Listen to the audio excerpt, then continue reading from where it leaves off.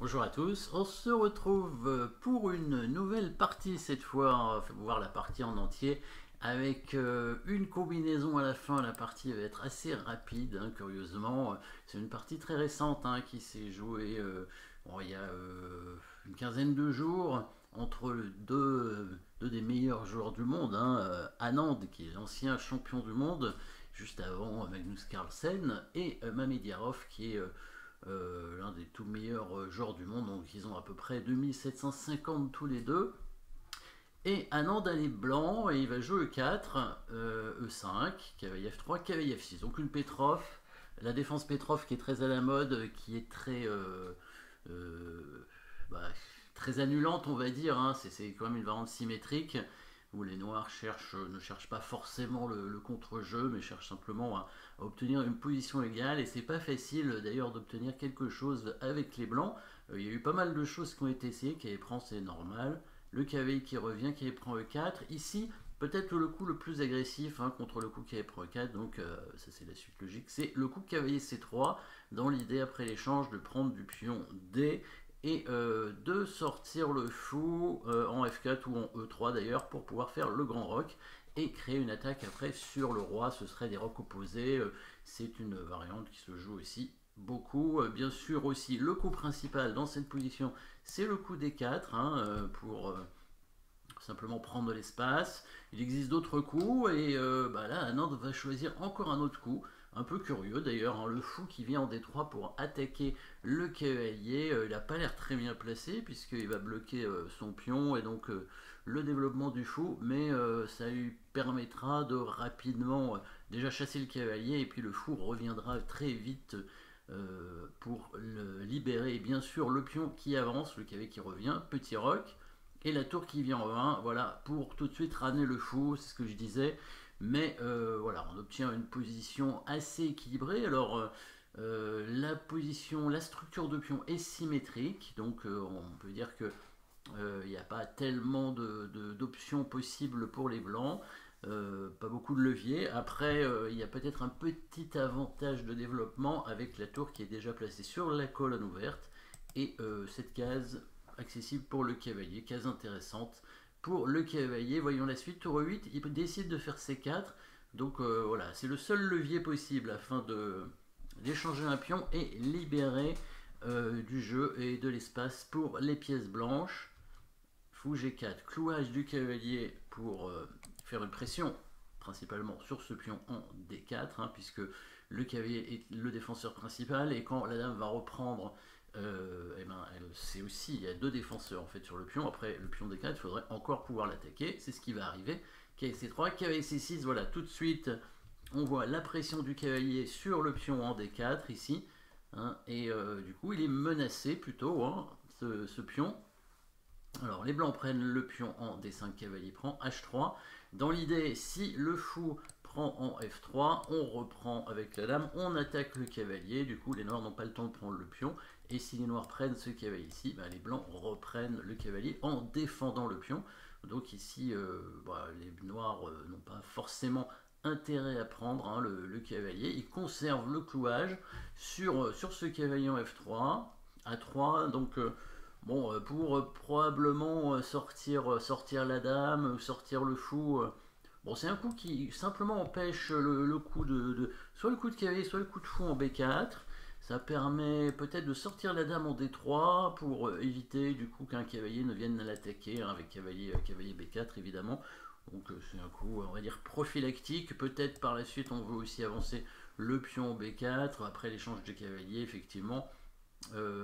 Voilà, les noirs prennent le cavalier, du coup ils évitent ce plan avec la poussée du pion B4. Finalement le pion en A3 n'est pas très utile ici puisque le pion C3 vient protéger lui-même la case B4, donc c'est pour ça que les noirs ont pris peut-être pour essayer de montrer aux blancs que leur coup ne servait à rien. Après, ça, on va pas dire que ça forçait la prise, mais en tout cas ça incitait les noirs peut-être à prendre.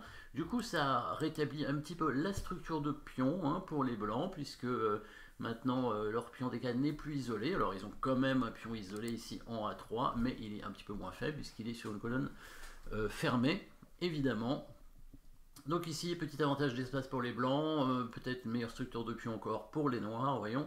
Fou D6, le fou qui revient sur une meilleure diagonale, les blancs les noirs qui proposent un échange de tours aussi, hein, les blancs qui ne sont pas arrivés donc à installer leur cavalier en E5, hein, qui aurait été normalement, évidemment, le plan principal.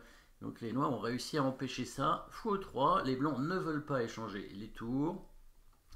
Dame F6, voilà, les noirs finissent leur développement, ça a l'air plutôt correct. Maintenant pour les noirs, la position. Fou D3, il laisse se prendre le cavalier et doubler le pion, parce que les blancs auraient quand même la paire de fous dans une position ouverte. C'est envisageable, hein, probablement quand même de prendre le cavalier ici, dans l'idée de doubler les pions. Après, les pions, même s'ils sont isolés et doublés, ils sont facilement défendables par le roi, donc ils risquent pas grand chose. Et la paire de fous est quand même assez forte, hein, dans cette position ouverte, avec donc un duo de pions qui va avancer. Donc là, les blancs ont quand même un petit avantage encore ici. Donc je pense que les noirs ont eu raison de ne pas prendre ce cavalier. Ils jouent tranquillement H6. Bon, ça permet de protéger le pion H7. Éventuellement, à nouveau, hein, cette case en G5 qui est contrôlée. On évite un mat du couloir futur aussi. Alors là, les blancs prennent une décision importante, ils jouent G4, donc ça affaiblit le roi, mais ça décloue leur cavalier du coup. Fou G6, roi G2 pour protéger le cavalier, comme ça la dame va pouvoir bouger pour prendre le fou justement. Voilà, dame prend le cavalier qui vient au 7. Les noirs qui vont viser un petit peu probablement les faiblesses, hein, chez les blancs, la case en F4, la case en H4, on va vite voir que le cavalier, voilà, arrive en G6 ici, justement pour viser, hein, ces deux cases en F4 et en H4. Et voilà, donc dans cette position assez équilibrée, on va dire, hein, probablement ici, les blancs auraient dû, qu'est-ce qu'ils auraient dû faire? Peut-être avancer le pion C4, hein, ça permettait de jouer leur duo de pions, a priori, hein, c'était pas un mauvais coup, certainement. Bon, l'échange des tours ne semble pas très bon, hein. Il faut conserver la tour sur la colonne ouverte. Mais voilà, coup dramatique ici pour les blancs. Les blancs vont jouer le coup dame en B5. Alors, ils voulaient évidemment attaquer ce pion, attaquer la tour, peut-être forcer les noirs à échanger. Et il s'est aperçu tout de suite de son erreur à Nantes, hein, et il a abandonné tout de suite, même il a abandonné avant que son adversaire ne revienne, parce que son adversaire s'était levé, et son adversaire est arrivé, et il a tout de suite serré la main, et son adversaire n'a pas compris pourquoi, qu'est-ce qui se passait, et en fait, voilà, il a raté, bien sûr, le coup des noirs que vous allez trouver, bien entendu. Il n'a même pas essayé d'attendre que son adversaire le joue, hein, en fait. Hein. Bon, c'est qu'à ce niveau-là, évidemment, ce coup est facile à trouver. Est-ce que vous voulez les noirs? J'aurais dû laisser les noirs. Hop, voilà. On tourne l'échiquier et les noirs vont jouer évidemment à bon coup. Donc, bon, j'ai laissé travailler sur les combinaisons parce que bon, c'est une combinaison simple. Il n'y a pas grand chose à trouver, mais il faut le voir. Et c'est bien sûr, vous l'avez trouvé, hein, ce sont les coups forcés qui permettront évidemment de trouver cette combinaison. Et les noirs qui n'ont pas eu le temps de jouer auraient évidemment trouvé le coup dame prend cavalier F3 et bien sûr, et oui. Et si le roi prend la dame, le cavalier qui se met en H4 et c'est mat avec le cavalier, le fou qui contrôle les deux cases ici et la tour qui contrôle ici la colonne. Et oui, il est tombé dans un piège terrible que son adversaire n'avait même pas voulu tendre, hein, probablement. Il a simplement voulu amener son cavalier sur une bonne case, hein, en G6 et contrôler les cases fortes, et il s'attendait vraiment pas à ce que la dame vienne bouger ici. Bon, je suppose qu'il aurait vu le coup quand même, hein. Dame prend F3. Bien sûr, si les blancs ne prennent pas la dame, bon bah la partie est trop mal engagée, hein. Si le roi bouge en G1, bah, les noirs vont par exemple échanger les tours, hein, tout simplement, dans un premier temps parce qu'il est attaqué, puis après peut-être prendre ce pion dans le but de menacer avec le fou ou la dame.